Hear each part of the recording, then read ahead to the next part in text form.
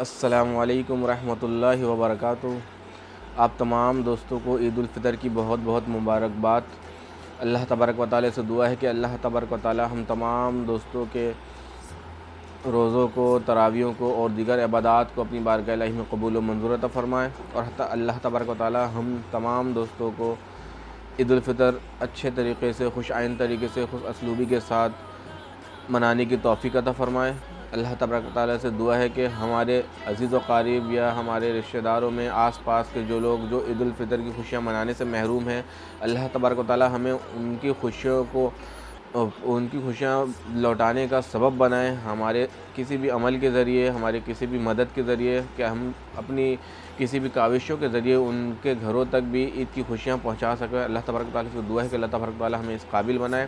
اور ایک گزارش ہے کہ رمضان سے پہلے جو بائیکاٹ کا سلسلہ جاری تھا، تو براہ مہربانی تمام دوستوں سے ہاتھ جوڑ کر اپیل ہے کہ اس بائیکاٹ کے سلسلے کو دوبارہ سے جاری و ساری رکھیں، کیونکہ عید کا موقع ہے، ہم تمام لوگ خوشیاں منانے میں زیادہ تر لوگ پارٹیاں کر رہے ہوتے ہیں دوست احباب کے ساتھ، یا پکنک منا رہے ہوتے ہیں، یا ہوٹلنگ کر رہے ہوتے ہیں۔ تو ان تمام چیزوں میں دیکھا گیا ہے زیادہ تر جو مشروبات ہوتی ہیں، جو اشیاء ہوتی ہیں، جو مصنوعات ہوتی ہیں، وہ زیادہ تر وہ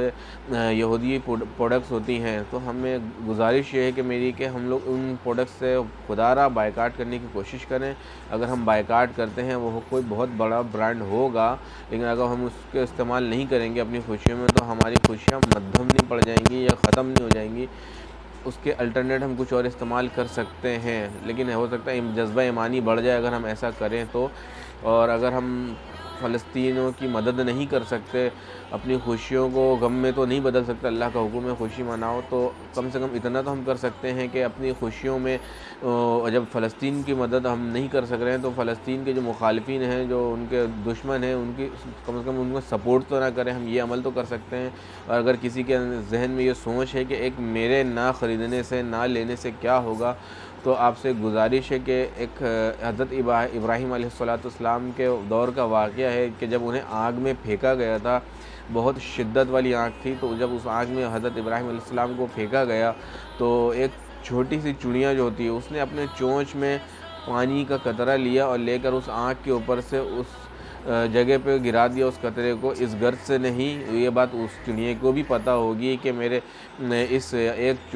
قطرے پانی سے اس شدت والی آگ کو بجھایا نہیں جا سکتا، پر اس نے اس غرض سے یہ عمل کیا تھا کہ کل بروز قیامت کے دن اگر اللہ تبارک و تعالیٰ پوچھے گا کہ میرے خلیل کو آگ میں پھینکا گیا تو کس نے کیا کیا، تو اس وقت وہ چڑیا جواب دے سکے گی اللہ کو کہ یا اللہ، میری جتنی استطاعت تھی، جتنی تو نے مجھے طاقت دی تھی،